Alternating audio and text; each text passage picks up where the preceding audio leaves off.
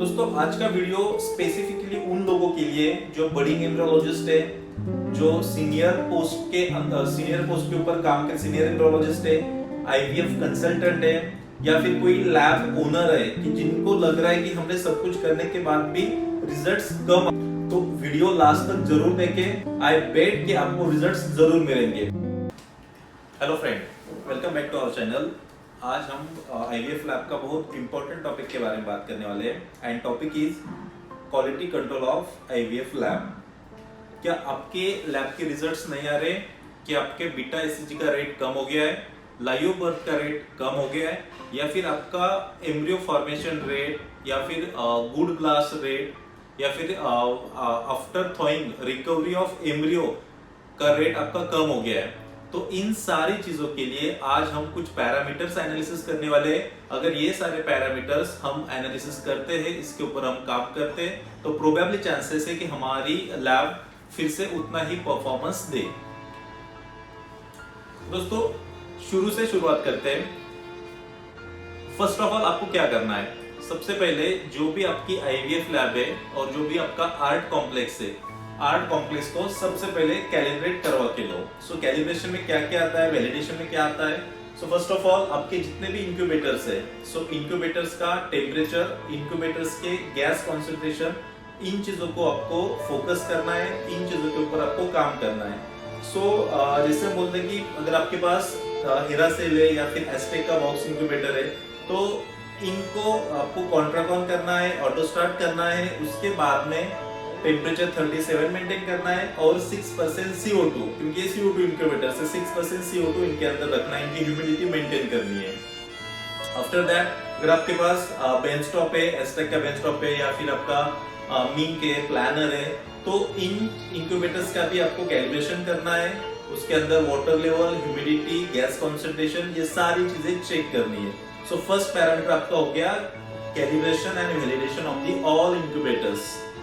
उसके बाद में हमने सबसे इंपॉर्टेंट चीज के ऊपर कॉन्सेंट्रेट करना है, वो है ऑल आपके जहां पे जितने भी हीटिंग सरफेस है लैब के अंदर। सो फर्स्ट ऑफ ऑल आपका हो गया लैमिनार एयर फ्लो का हीटिंग सरफेस, एंड्रोलॉजी के अंदर जो लैमिनार एयर फ्लो है उसका हीटिंग सरफेस, जहां पे हमारा पिकअप चल रहा है, पिकअप के अंदर जहां पे फॉलिकुलर फ्लूइड कलेक्ट होता है वहां का हीटिंग ब्लॉक का टेम्परेचर, आपके इक्सी मशीन के हीटिंग ब्लॉक का टेम्परेचर, इक्सी मशीन के हीटिंग स्टेज का टेम्परेचर। सो ये जितने भी हीटिंग सरफेस है, इन सब का टेम्परेचर आपको वैलिडेट करना है, कैलकुलेट करके उसको सेट करना है। सो जहां 37 लगता है वहां 37, जहां पे 25 to 30 लगता है वहां पे 25 to 30, बट सरफेस टेम्परेचर आपको सबसे पहले कैलकुलेट करके वैलिडेट करना है। इसके अलावा जो आपकी लैब है, लैब के एनवायरनमेंट या लैब का जो टेम्परेचर वो भी अंडर कंट्रोल होना चाहिए। So it is up to 25 degree आप कंसीडर कर सकते हो। सो इसके लिए आपका जो एसी है, एसी प्रॉपर वर्क कर रहा है नहीं कर रहा है, या एसी में से कोई स्मेल आ रहा है, एसी का भी सर्विसिंग आपको करवा के लेना है, ताकि आपके लैब का टेम्परेचर और लैब की ह्यूमिडिटी दोनों चीजें मेंटेन रहे। सो आपको पता है कि अगर ये टेम्परेचर बढ़ गया, ह्यूमिडिटी कम ज्यादा हो गई, सो जो कंटेमिनेशन के चांसेस है वो बढ़ जाते हैं। सो इसके लिए हमें ह्यूमिडिटी और लैब का टेम्परेचर भी बहुत ध्यानपूर्वक मेंटेन करके रखना है। इसके अलावा फिर हमने नेक्स्ट पैरामीटर लेना है। अभी रहेगा अपना फ्रिज का टेम्परेचर। फ्रिज के अंदर अपने एक डेटा लॉगर रखना है, जिसकी रीडिंग हम at the end of week ले सकते हैं। पूरे वीक की रीडिंग एक ग्राफ हमें मिलता है, कोई भी डेटा लेकर आप ले लो। सो फ्रिज का टेम्परेचर भी बहुत इंपॉर्टेंट है, क्योंकि उसके अंदर अपने, अगर हम एम्ब्रियो लैब के फ्रिज के बारे में बात कर रहे हैं, तो जितना भी मीडिया है, वन स्टेप मीडिया, ऑयल, हेपिस, जितने सारे मीडिया, ये सारे मीडिया हमारे फ्रिज के अंदर रहते हैं। सो फ्रिज का टेम्परेचर भी मेंटेन रहना बहुत जरूरी है। इसको बैटरी बैकअप होना चाहिए, कभी भी टेम्परेचर ज्यादा नहीं और बहुत 0 से कम नहीं होना। 2 to 8 डिग्री में जनरली हम रिकमेंड करते हैं। सो 3 to 4 डिग्री जनरली यहाँ पे हमने सेट करके रखा है। सेम टेम्परेचर आपको लेना है जहाँ पे इंजेक्शंस रखे हुए हैं आईवीएफ के, उस टेम्परेचर फार्मेसी का जो फ्रिज रहेगा उसका भी टेम्परेचर हमने वीकली असेस करना है कि ग्राफ ऊपर जा रहा है, नीचे जा रहा है, ओपन क्लोज कितना हो रहा है, ये सारी चीजें। सो फ्रिज का टेम्परेचर भी मेंटेन करना बहुत इंपॉर्टेंट है।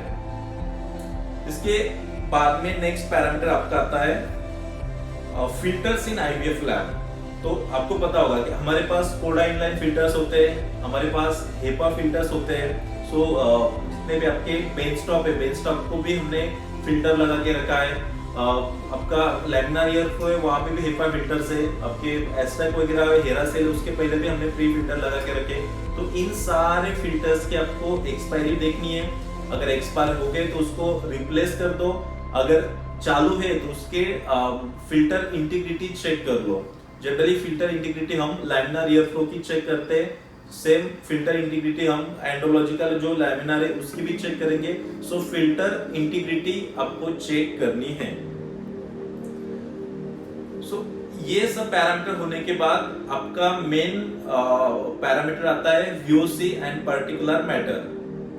वीओसी लैब का कम होना चाहिए, अंडर ऑप्टिमम रेंज होना चाहिए। सो अगर आपके पास वीओसी मीटर है तो उसको लगा के रखो। कुछ मीटर्स मिलते हैं 24/7 हम ऑन रख सकते हैं, या फिर जब भी कोई एक्सटर्नल टीम कैलिब्रेशन के लिए आती है तो उनको वीओसी उन्होंने कैलिब्रेट करना चाहिए। सो वीओसी बहुत इंपॉर्टेंट फैक्टर है जो आपके which is directly associated with your results. So VOC under control होना चाहिए।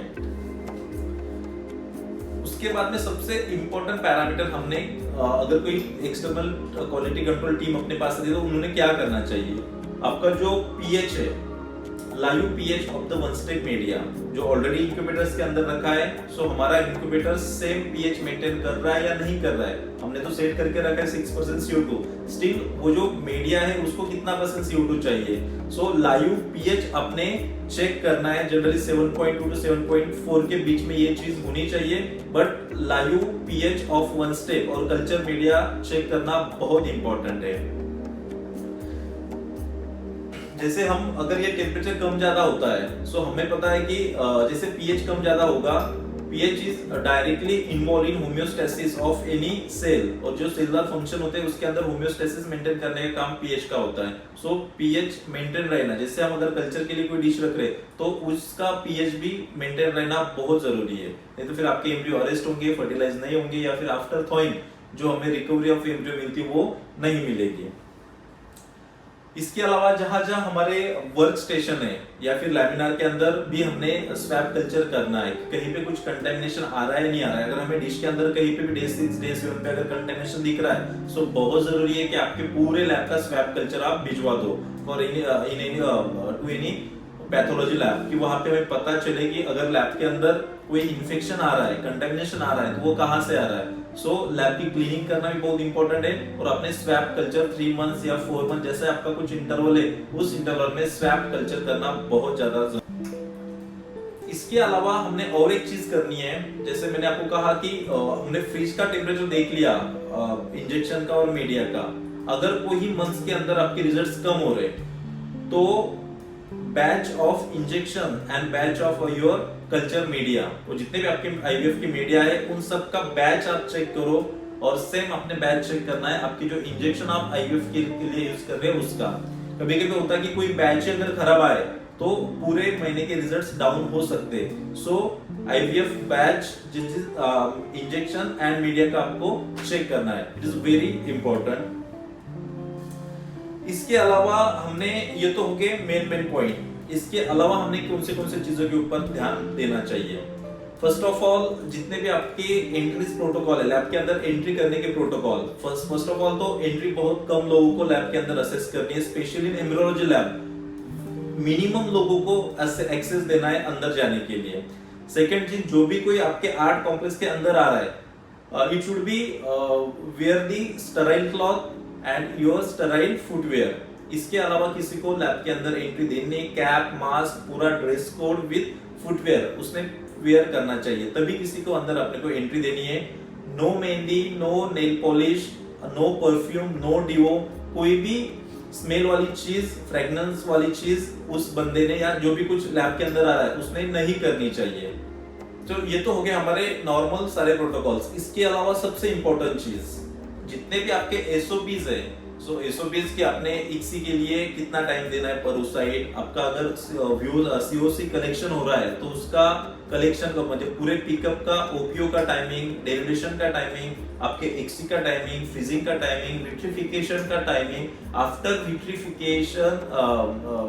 विट्रिफिकेशन हम उसको LN2 में लेके जा रहे हैं। सो LN2 का रिकॉर्ड आपके पास जिस कितने दिन के बाद आप रिफिलिंग कर रहे हो तो उसका एक रिकॉर्ड होना चाहिए। अगर आप थॉइंग कर रहे हो तो आफ्टर थॉइंग कितने आवर्स के बाद हम एम्ब्रियो ट्रांसफर कर रहे हैं, एम्ब्रियो ट्रांसफर के दौरान एम्ब्रियो लोड करने से लेकर एम्ब्रियो ट्रांसफर करने तक जो बीच का टाइमिंग वो बहुत मिनिमम होना चाहिए। तो ये सारे प्रोटोकॉल जो है, ये पैरामीटर्स के अलावा ये आपके एसओपीज है जो आपने